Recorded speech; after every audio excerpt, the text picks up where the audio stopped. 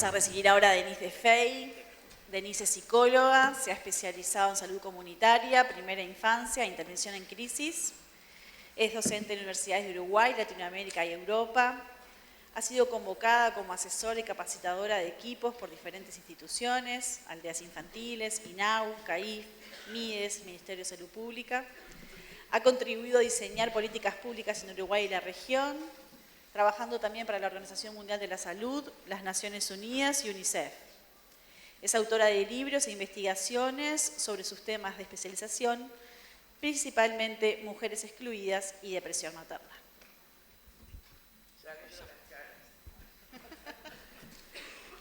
Bueno, mi especialidad son las imágenes y ya les estoy viendo las caras. Soy hija de fotógrafo, así que es mi excusa. Bueno, voy a tratar de ir un poco más para allá porque tenemos a la derecha excluida. ¿Ya? Y bueno, y algunas de las cosas que vamos a conversar, a trabajar, hay un tema de que queda cortada la... Bueno, capaz que solo esta. Algunas de las cosas que vamos a trabajar y a abordar reiteran o retoman algunas de las cosas, lo que ha planteado Pepa y lo que ha planteado Magdalena. Yo estuve ayer todo el tiempo aquí también para poder engarzar un poco mejor lo que trabajábamos hoy, pero a mí me parece una muy buena cosa que volvamos, no solo por el efecto de aprendizaje, de jerarquizar más, sino por el acuerdo transcontinental y transdisciplinario, ¿no?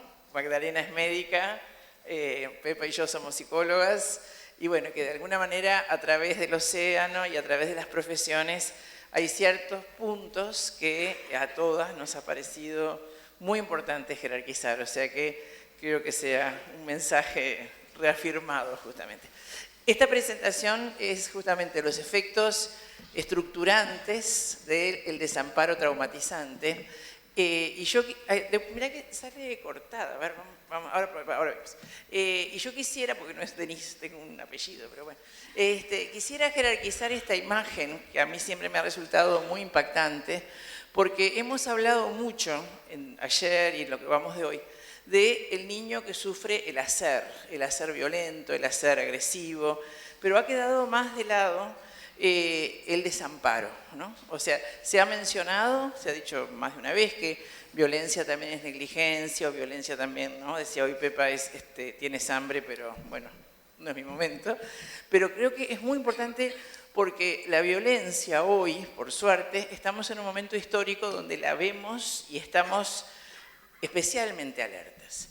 Pero de alguna manera, así como la investigación que se hizo en Facultad de Medicina, en el Departamento de la Psiquiatría, en la Clínica de Psiquiatría de Niños y Adolescentes, que muestra que los niños silenciosos tienen 3 veces más patología que los niños ruidosos, retomando esto que decía Pepa, que me parece muy importante, que es que podamos revalorizar estas expresiones y estos gritos de alarma de los niños ruidosos, que entendamos que no es a nosotros, que entendamos que, por el contrario, es un honor que nos hacen de animarse a romper un vidrio, de animarse a gritarnos, de animarse a pegar, porque si lo hacen es porque saben que después igual va a estar el café con leche, igual va a estar la cama caliente, y porque de alguna manera cada vez que los volvemos a recibir estamos reparando esa historia y ellos están dignificando, ¿no? O sea, están de alguna manera poniéndose tablas con una vida que les pegó cuando ellos no podían pegar. Entonces, estamos muy alertas, tanto en lo que es la violencia que reciben como en la violencia que ejercen, pero nos cuesta mucho más ver a los niños silenciosos. Yo cuando trabajo en los distintos lugares que trabajo siempre los invito a que dejen un espacio en sus reuniones de equipo de decir, bueno, ¿de quién no hablamos hoy? ¿No? ¿A quién no estamos viendo? Y recuerden que hay 3 veces más dolor y más sufrimiento, ¿no? En lo que muy bien Pepa llamaba patología o problemas o modos de abordaje internalizantes, el niño silencioso, pero también porque hoy en día vemos más la violencia, estamos más alertas al desamparo.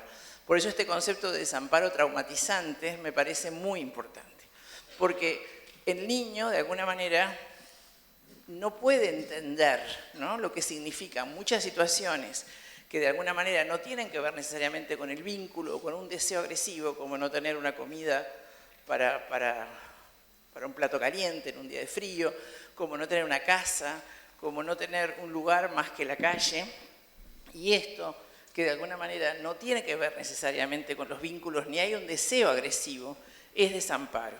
Y es desamparo traumatizante también, ¿no? Porque de alguna manera esa sensación de un otro que no puede proveer, no ya que no quiere, sino que no puede, es el concepto de desamparo traumatizante. Entonces quisiera...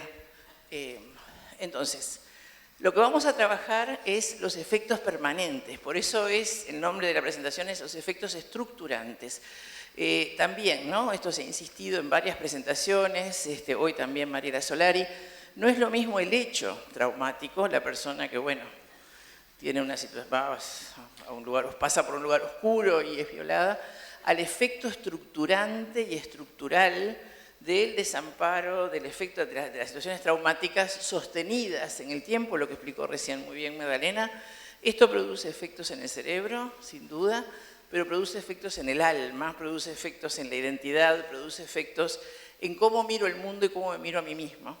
Y esto es lo que, el objetivo, digamos, de lo que yo quiero compartir con ustedes es cuáles son los caminos que se transitan dentro del niño para, o sea, cómo queda escrita esa historia en cómo va a vivir ese niño su vida, en cómo se va a ver, en cómo se va a estructurar en su identidad y en su modo de vincularse. Entonces, la estructura, cómo somos, se define en la infancia.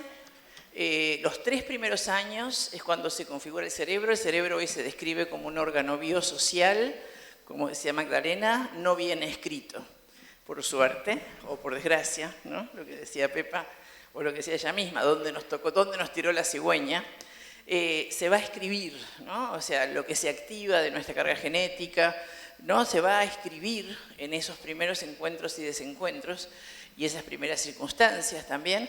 En los primeros 3 años y en los primeros 5 se va a configurar la estructura de cómo soy y por lo tanto cómo veo el mundo y cómo me hago ver por el otro. Entonces hay una frase que es un poco el lema de Uruguay Crece Contigo, que es la primera infancia es para siempre. Y cuando Uruguay Crece Contigo pide, digamos, colaboración a la muy querida selección uruguaya de fútbol, y todos los jugadores prestaron su imagen para esta campaña de la primera infancia es para siempre, y es la foto de ellos grandes y de ellos niños. Y elijo a Luis Suárez porque todos vivimos lo dramático que fue para él el no poder evitar morder a su contrincante con el castigo que significó, los 3 años de terapia que le llevó llegar a llorar en la Copa América en vez de morder a alguien, ¿no? De verdad, o sea, es muy importante porque, para retomar algo que vamos a ver después, esto lleva mucho tiempo, lo que recién decía Magdalena, esto no se arregla con que, a ver, te invito a que hables de lo que te pasa, lo que decía Cecilia ayer, hay que ser muy responsable con las intervenciones. A él le llevó 3 años de poder cambiar. Su papá lo maltrataba mucho y le decían el perro. Y él nunca más volvió a Salto. La primera infancia es para siempre. Y como decía Magdalena, se puede cambiar, pero con mucho cuidado, con mucha delicadeza, con un trabajo de orfebrería que tenemos que ser muy cuidadosos de nuestras buenas intenciones. Ya habló hoy abundantemente Pepa sobre apego, pero yo quería insistir en un par de cositas más sobre el apego. El apego se define como una relación intensa que puede darse o no, muy importante, puede darse o no. Y esto va a depender mucho de las circunstancias, ¿no? Si cuando nace un hijo mío, antes de verlo me dicen, señor, es Down, hay algo que muchas veces se rompe para siempre y yo digo, eso no es mío, lléveselo. Y esto no tiene que ver solamente con quién soy, ¿no? o con un vínculo, porque no hubo ni un tiempo. Digo porque esto es muy importante para lo que vamos a hablar después, de quién escribe las historias, si son solo las madres o los padres. Cuando se da tiene la fuerza en instinto, pero puede darse o no. El primer modelo es la relación madre-hijo, pero luego se reproducen las relaciones adultas, que es lo que llamamos apego adulto, y esto es muy importante, porque hemos hablado todo el tiempo de los niños, y algunas veces se ha mencionado que lo que se vive con los hijos luego se hace, Lo que se vive, perdón, como hijo, luego se hace con los hijos. Y esto es muy importante porque lo que podamos entender del niño nos va a poder ayudar a entender la otra parte. Y muchos de los programas que tenemos hoy, Aldeas Infantiles, Uruguay que sea contigo, CAIF, están apuntando a los nietos, a que estos hoy hijos sean muy buenos padres y ofrezcan a sus hijos lo que quizá no tuvieron cuando llegan a nosotros. Entonces, el apego seguro que hoy se habló, el mayor tesoro, 17 veces más de posibilidades que nos vaya bien en la vida, y esa foto de este niñito que se siente tan bienvenido en el mundo, tiene que ver con que, bueno, esto se le ha dicho mucho, ¿no? Se le ha dicho que, mientras tanto, lo que hablaba hoy Pepa, ¿no? En el apego evitativo, trato de no querer para no sufrir. Ya me ha ido tan mal que para qué embarcarse de nuevo. Estamos hablando de los niños, pero acuérdense del apego adulto. ¿Puedo embarcarme a querer un niño si cuando niño me fue tan mal, me arriesgaré? O mejor, se habló del apego desorganizado, ¿no? Estas cosas que nos pasan, que nos cuestan tanto cuando trabajamos con niños, como si yo le doy tanto afecto, él a veces me da un beso, y a veces me pega, que es lo que decía hoy Pepa, ¿no? O sea, esto es lo que el niño recibió. Y es lo que decía Magdalena. Este niño, el beso muchas veces vino seguido del castañazo, vino seguido del abuso. ¿Cómo voy a confiar que el beso es solo beso? Esta es la historia que escribo y cómo me voy preparando para ver el mundo que me va a tocar. Y esta frase, que es de Samuel Fuchs, un psicólogo comunitario argentino, el contexto se vuelve texto. Esto es muy importante de decir, bueno, ¿no? Esta imagen que también se dio del niño en una sala de espejos, que la usó hoy Mariela Solari. O sea, yo no nazco sabiendo cómo soy, si soy lindo, si soy feo, si tengo ojos preciosos, si soy un gordito divino. Yo no sé cómo soy. Tampoco sé cómo es el mundo. Y el mundo me va a decir cómo soy y cómo no soy. Entonces, aquel niñito que recién vimos, ¿no? Que se siente bienvenido en el mundo. Tengo una amiga que el otro día estábamos reunidas y tiene un nietito, ¿no? Que estábamos trabajando y entra y dice, aquí estoy. ¿No? Cuando él dice, aquí estoy, da por obvio que todos los que estamos ahí nos encanta que venga. Y eso es, wow, eso cambia un futuro, ¿no? Ahora, esta niñita, ¿qué le dice el mundo? ¿Cuánto vale? ¿Cuál es su lugar? Los niños aprenden lo que viven, también a la hora de mirarse a sí mismos, y lo que se ha hablado también reiteradamente, ¿no? Las primeras veces que se empezó a trabajar con niños que vivían situaciones de violencia hace muchos años, lo primero era así, pim pum, de su casa a otra, y terminaban reproduciéndose situaciones de maltrato, porque estos niños no conocían otra cosa. Ya no precisaban que se les pegara, porque de alguna manera ellos mismos se posicionaban en ese lugar. ¿Cuáles son entonces los mecanismos? ¿Cuáles son los efectos estructurantes? Uno, ya lo dijimos, el apego evitativo y el apego desorganizado. Otra de las causas del daño estructural que producen las situaciones de desamparo traumatizante es lo que llamamos fallas en el yo ideal. El yo ideal es este niñito, que es algo que es lo que nos acompaña en la vida, lo que hace que todos estemos aquí hoy, que es sentir que uno vale la pena y que uno tiene algo bueno para dar. Si estamos acá es porque creemos que valemos y creemos que tenemos cosas buenas, pero eso de vuelta no nacimos, alguien nos lo hizo sentir, alguien nos lo hizo valer. Para los que somos psicólogos eso se llama narcisización trófica, o sea, aprender a querernos, y esto es como una batería en la vida, ¿no? Como un talismán, como algo, ¿no? Decir, bueno, me dicen que soy gorda y fea, pero mi mamá me quiere mucho. Algo que me acompaña en la vida y me ilumina a través de los fracasos, de las caídas. Ahora, cuando no ha sido así, ¿seguir la siguiente? Cuando no ha sido así, fíjense en este niño, ¿no? ¿Cómo andamos de yo ideal? ¿No? Cuando uno, miren la cara, compárenlo con este otro niñito, ¿no? O sea, cuando uno siente que está deprestado en el mundo, cuando uno siente que no tiene lugar, ¿no? Cuando las paredes me dicen en las calles, muerte a los planchas, ¿no? Es muy difícil salir adelante, es muy difícil ir a la universidad, es muy difícil tener un trabajo, es muy difícil sentirse que tengo que reclamar por mis derechos, porque en realidad es obvio que no tengo derechos, porque ya lo incorporé así, porque yo soy alguien de prestado en el mundo. Ahora, otro de los efectos de este desamparo traumatizante es lo que llamamos fallas en la regulación afectiva, ¿no? Hoy ya hemos hablado insistentemente del niño que se expresa en la agresión y dijimos esto es un lenguaje, pero también es cierto de que en la vida no le va a ir muy bien de esta forma. Cuando ante la menor cosa golpea, rompe, pega, insulta, ¿qué ha fallado? ¿Qué ha estado en este desamparo traumatizante? Justamente el aprender la regulación afectiva. Cuando nace un niño, un bebé recién nacido de poquito tiempo, llora desesperadamente, ¿no? Parece que nunca va a terminar de llorar, parece que, bueno, no es dolor de panza, es el fin del mundo.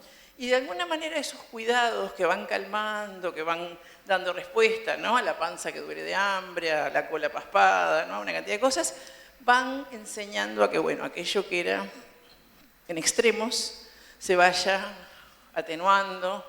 De a poco voy adquiriendo la palabra, voy aprendiendo a decir quiero comer, ¿no? Voy empezando a poder de alguna manera regular mis respuestas. Pero en estos niños no solamente no ha estado muchas veces la palabra calmante, sino que por el contrario lo que ha habido es un aprendizaje casi procedural de fallas de regulación afectiva. Y esto es un daño estructural. Otro de los daños estructurales del desamparo traumatizante es lo que llamamos fallas en la mentalización. La mentalización es la capacidad de empatía, la capacidad de alguna manera entender, si ustedes miran, ¿no? Por más que no es un niño pequeño, pero miren la cara de esta persona, que podría ser una madre, una abuela, alguien de la familia o de profesional. Miren la cara, ¿no? De exploración, de decir, ¿qué te pasa? Ese deseo y esa capacidad de entender qué le pasa al otro genera después la capacidad de que el otro a su vez entienda. Ahora, en estos niños que sufren situaciones de abandono, de violencia, de negligencia, lo que hay es justamente, ¿no? En los cuidadores una enorme falla en esta capacidad de sentir el dolor, ¿no? A mí me ha pasado de preguntar, ¿no? Incluso en aldeas, ¿qué pasa? ¿Cómo puede ser que una madre prostituya a un niño?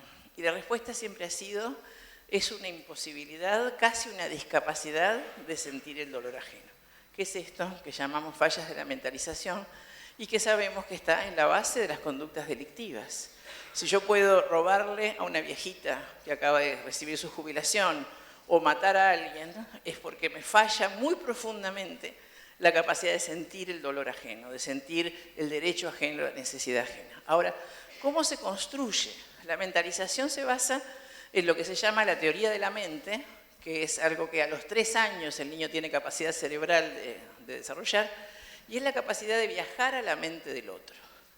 Pero este viaje puede ser muy peligroso, muy peligroso. ¿Por qué el abuelo me pone yuyitos en la cola, pajitas secas en la cola? Quizás sea muy peligroso descubrir que en realidad es porque quiere violarme, y sea mejor quedarme con la idea de que me hace cosquillitas lindas, el abuelo me quiere mucho. Y ahí está lo que hablaba Magdalena, la capacidad de entender, la capacidad de unir recuerdos, conceptos, experiencias para darles un sentido, se pierde como supervivencia. Yo que estoy expuesta todo el tiempo, trabajando como trabajo en todas las instituciones, a historias muy dramáticas de todo esto, 2 por 3 es discapacidad leve. Discapacidad leve. Ahora, ¿esto es que la persona tiene realmente un problema intelectual? O, como ha estudiado Fonagy, que es el que ha trabajado esto de la mentalización, ha elegido, de alguna manera, como técnica, elegido, es una manera de decir, ¿no?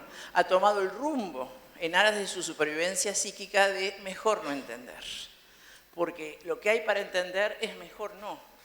Y ahí tenemos entonces estos bloqueos y estas imposibilidades de pensar, de explorar, de recorrer esas historias, porque si se recorre, no se sobrevive.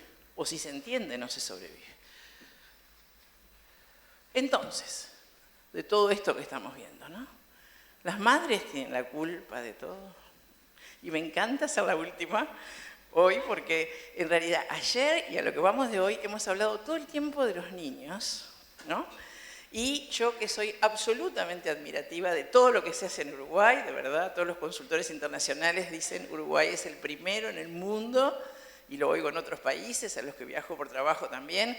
Uruguay es el primero en el mundo en intervenciones psicosociales. Yo me maravillo día a día de las cosas estupendas que se hacen, pero también me horrorizo día a día de cómo seguimos culpabilizando a esta mamá. Cuando dicen esta madre, chao, ¿no?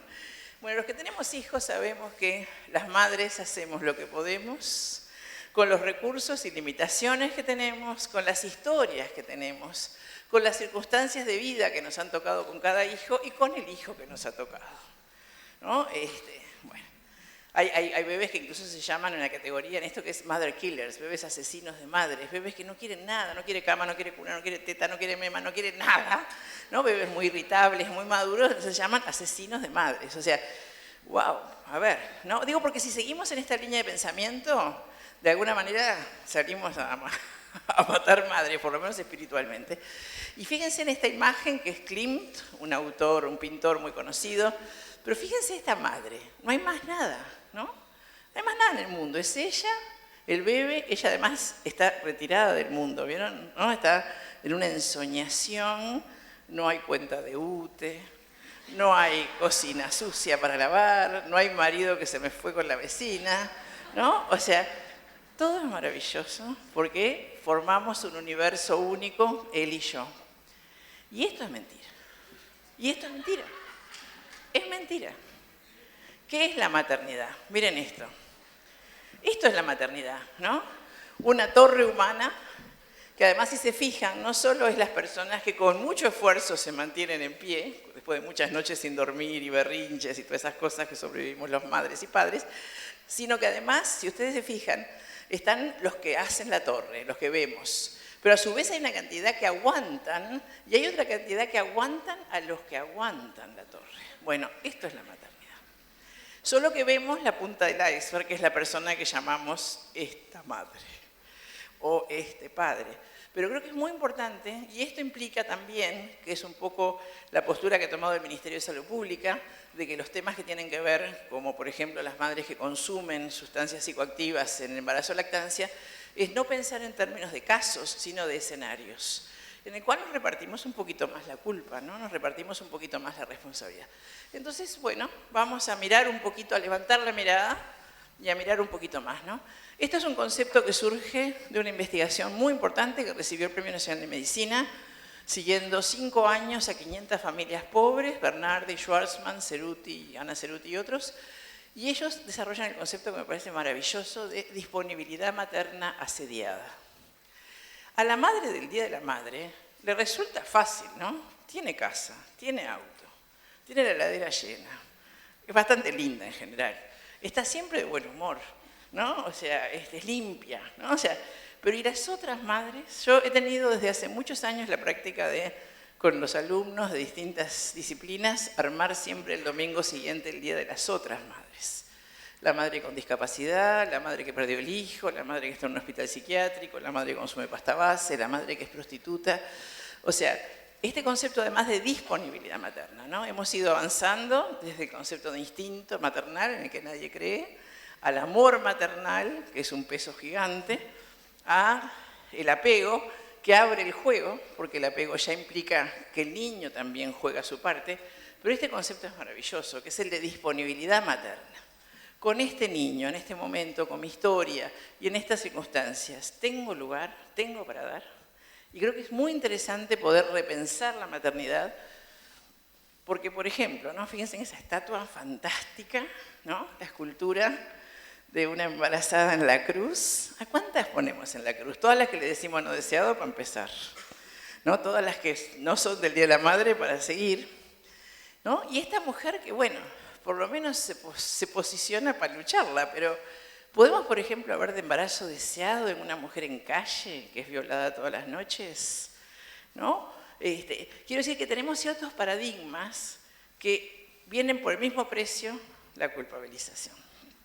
Entonces, bueno, más bien que cambiemos de paradigma. Muchos años, yo trabajé 30 años en las maternidades públicas y la palabra rechazo no se la sacaba nadie de la boca. No controla el embarazo, rechazo. No hace el reposo, rechazo. No da pecho, rechazo. Hasta que un día, después de bastantes años, nos dimos cuenta que de repente no era que no querían dar lo que tenían para dar, nos dimos cuenta que no tenían para dar. Que no es, no te convido con el alfajor, no tengo alfajor, ni siquiera para mí. ¿Verdad? Y esto llevó a repensar que en vez de seguir entendiendo la maternidad como un paradigma de conflicto, te amo o no te amo, te rechazo, tenemos que empezar a pensar en muchas de estas situaciones en un paradigma de privación. Es decir, no tengo otra cosa para dar. Por todo eso que dijimos antes. Porque aprendí a no querer, porque yo no valgo, entonces tampoco vale lo que sale de mí, porque no tengo nada bueno para darte, porque ya me convencí de que yo no sirvo, porque de alguna manera huyo, porque tú también sos un peligro, porque un niño pide mucho amor y eso es muy peligroso cuando se ha sufrido mucho. Entonces, bueno, no querer o no poder dar de sí.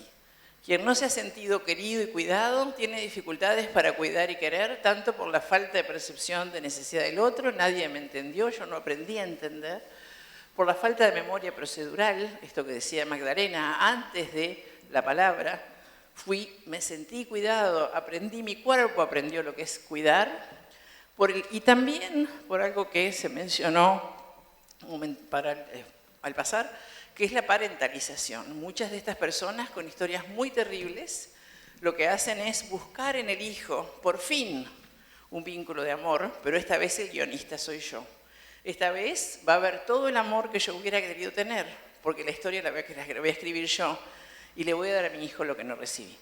Pero con todo esto, con el efecto estructurante del apego evitativo, de las fallas del yo ideal, del apego desorganizado, de todas estas fallas de la mentalización y de la regulación afectiva que porto dentro mío sin que lo haya podido elegir, muchas veces todos hemos visto cómo esas buenas intenciones fracasan y termino reproduciendo con ese niño, para lo cual rápidamente traigo otro para probar de nuevo y rápidamente traigo otro para probar de nuevo. Pero también cada hijo se vuelve un testigo, ¿no? Confesor, perseguidor de mi fracaso en el vínculo. Como dijimos, ¿no? Cuando decimos, bueno, es la madre, el apego se construye entre dos, hay niños muy difíciles, los mother killers, pero también hay circunstancias que marcan un destino y no tienen nada que ver con los cuidados parentales, que es, este cuadro lo conocemos todos, ¿no? Blanes, la fiebre amarilla. Y todos hemos mirado el cuadro como un cuadro de la fiebre amarilla, pero quizás si miramos en más detalle, ¿qué ven? ¿Qué hay ahí? Un niño, un bebé, que busca desesperadamente la teta de la madre que ha muerto joven de fiebre amarilla. Este detalle del cuadro, seguramente nunca le prestamos atención. Como no le prestamos atención a este hecho capital en las vidas de las familias, que es la muerte materna. Cuando muere una madre, 80% de las veces la familia se disgrega, muchas veces para siempre, datos OMS, UNICEF, Naciones Unidas.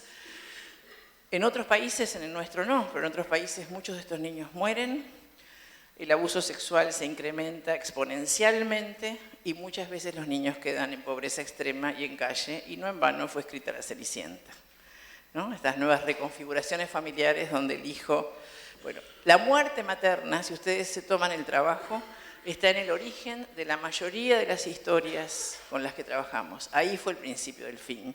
Y no la miramos. No la miramos porque, por suerte, Uruguay tiene bajísima mortalidad materna en el sentido estricto, ¿no? Mujeres que mueren en embarazo y parto, nada. 7 por año, nada. Nada en el mundo, nada.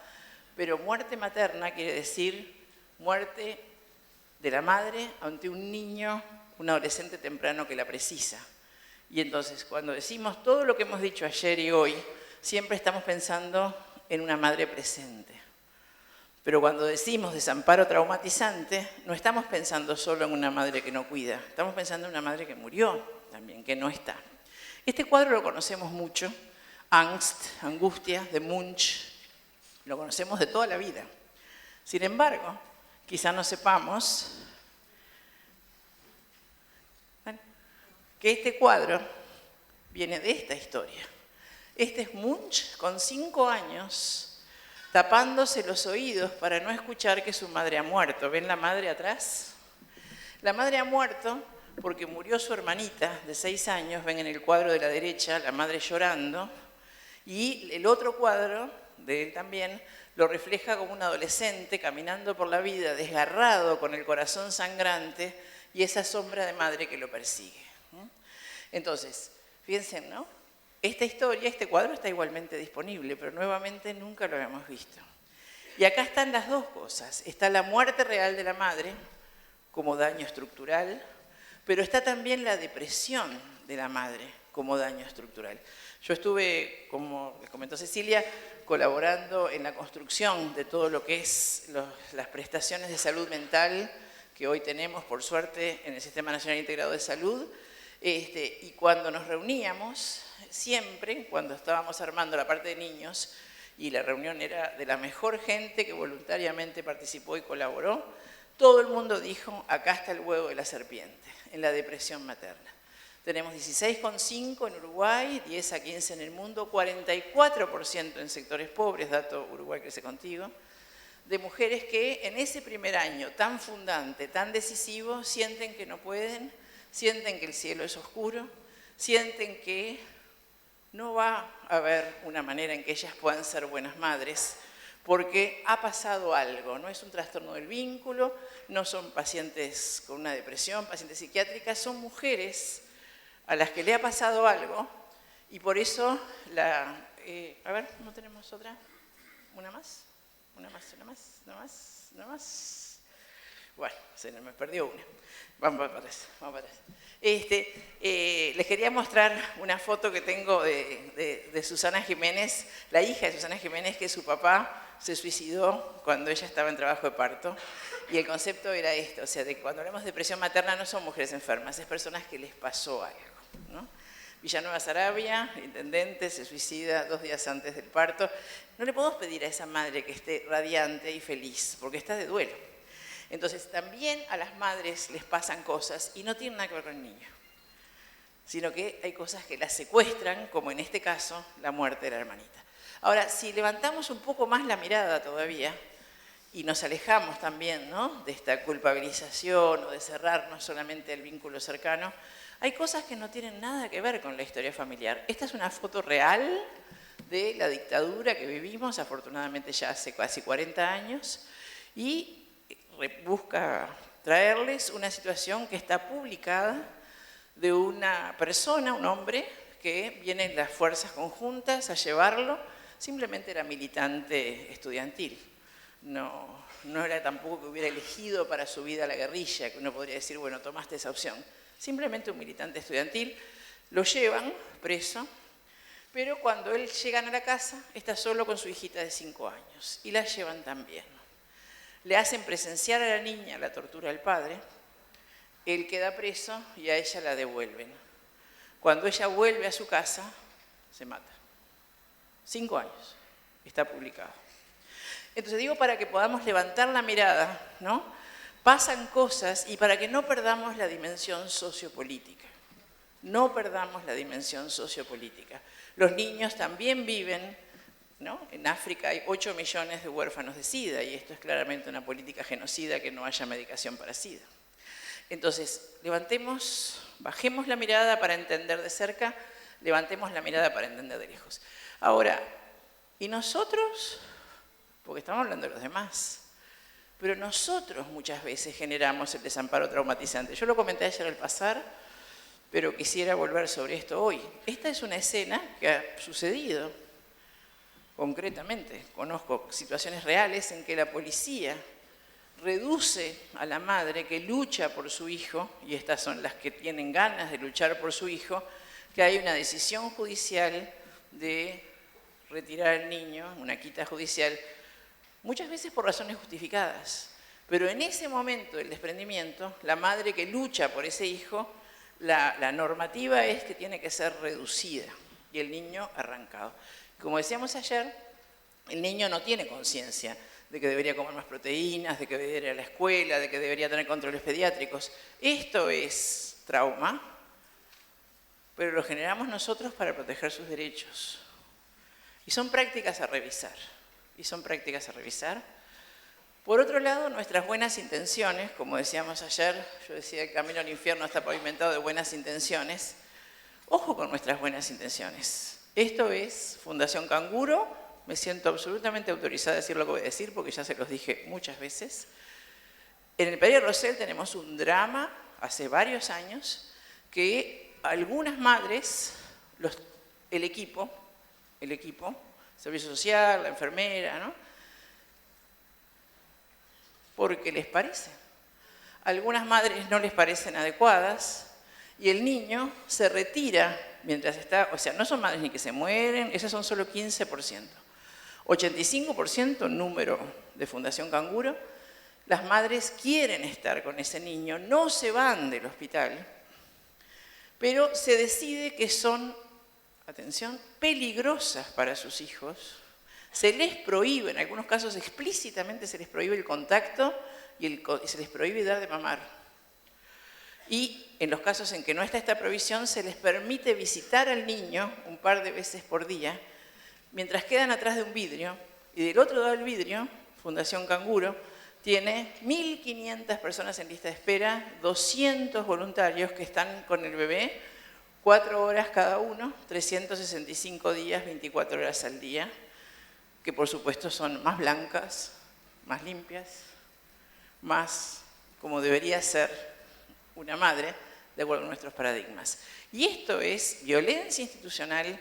Y no nos enojemos si nos tiran piedras cuando vamos por los accesos. Le estamos robando, o cuando nos roban la cartera, le estamos robando algo mucho más importante que sus hijos. Finalmente, ojo, la subjetividad heroica, que es un concepto de Elena de la Aldea, puede confundirnos. No somos salvadores de niños en ninguna de nuestras instituciones, no solo Canguro. Somos ayudantes de familias con problemas. Creo que esto es un concepto que se llama humildad cultural de los técnicos, de los terapeutas. Ya hay libros sobre esto, sobre la humildad cultural, y lo mencionó Pepa también hoy, o lo mencionó Mariela, hay que ubicarse muy bien cuál es nuestro rol. No vamos a salvar, vamos a ayudar, y esto no lo vamos a poder hacer si no tenemos algunos cuidados. Vuelvo a Munch, miren dónde están las manos. No quiero oír. Y lo traigo porque ayer se mencionó y está muy presente, sobre todo en los que somos psicólogos, esta idea de que hablar hace bien. Somos hijos del iluminismo, la verdad os hará libres. Bueno, para las personas con las que trabajamos muchas veces la verdad os destruirá. Y esto vuelvo a Luis Suárez, vuelvo a también lo que dijo Pepa ayer. Tenemos que ser extremadamente cuidadosos, lo que dijo Cecilia también. No abramos lo que no podemos cerrar, no exploremos lo que no podemos explorar, y muchos que estamos acá hemos vivido casos concretos de situaciones extremas de psicotización, de intento de dominación de gurises cuando son enfrentados a historias no pensables. O sea que ojo con nuestra generosidad y nuestros paradigmas. Siguiente. Y cuidemos muy especialmente a los ángeles de la guarda. La que ha hablado mucho de esto es Alicia Lieberman, ella es paraguaya, profesora de psiquiatría en San Francisco, y tiene un libro que está en internet, en inglés fácil porque es paraguaya, que es Angels in the Nursery, Ángeles en el cuarto de los niños, y ella lo que dice es que aún en las peores historias, esa madre interna, que además todos los que trabajamos en esto sabemos cuánto de verdad peor es la madre, de verdad más, mejor hablan. Obviamente nuestros hijos nunca van a hablar de nosotros como hablan los chiquilines con los que trabajamos de sus madres que de verdad los han agredido, de verdad los han prostituido. Y ella hace un alegato por preservar esta madre interna. Y en este contexto, en el que soy profundamente admirativa, así como he visto que se cambia de hogar al niño que hace su despliegue agresivo, vital e imprescindible, también he visto que se le diga, tu madre no te quiere. Yo, directora, suspensión. Segunda vez, te echo. Porque esto es mala praxis. Y es violencia institucional. Y es revictimizar. ¿Ya? O sea, cuidar a la madre interna es parte de nuestra tarea, porque en la vida no vamos a estar nosotros siempre, es mentira. Va a estar siempre el ángel de la guarda, si lo sabemos cuidar. Y nuestro trabajo es construir una narrativa protectora de esta imagen, de esta madre, que ayuda a dar sentido a lo que ha pasado. Nada podemos hacer para cuidar a nuestros niños si no cuidamos y dignificamos a sus madres y padres, porque son con los que van a seguir en la vida, aunque físicamente no. Son sus compañeros en la vida, internamente, y nosotros no tenemos derecho a destruirlos. Y finalmente, quizá nos estamos olvidando de algo. ¿Qué les hace acordar? ¿Qué imagen, qué les parece eso que se ve ahí, ese edificio? La cárcel, un aeropuerto, oficinas de una multinacional. Bueno, ese es el hogar de amparo que tiene Uruguay para los niños ricos. Esto es International College, internado en Punta del Este para 400 niños, 24 horas, 7 días a la semana, 11 meses al año, o 12. Y cuando se abrió esto, con sus 400 lugares, en una semana estaba lleno. Entonces, les pido, por favor, que no nos sigamos olvidando de los pobres niños ricos y también de las pobres madres ricas y padres ricos, que, al igual que nuestros pobres padres pobres, están obligados a mentir. A mentirnos para cumplir con nuestras expectativas, pero en ese mentir y mantener la imagen, el nivel de sufrimiento no lo estamos viendo y, de vuelta, como ya se dijo, abuso, violencia, incesto, maltrato, es exactamente igual. Lo que no es igual es la denuncia. Empecemos a mirar y empecemos a acercarnos. Y además, son los que cocinan el bacalao, cortan el bacalao, así que más vale que trabajemos con nuestros futuros gobernantes, así nos va mejor. En año electoral no está mal pensarlo. Bueno, muchas gracias.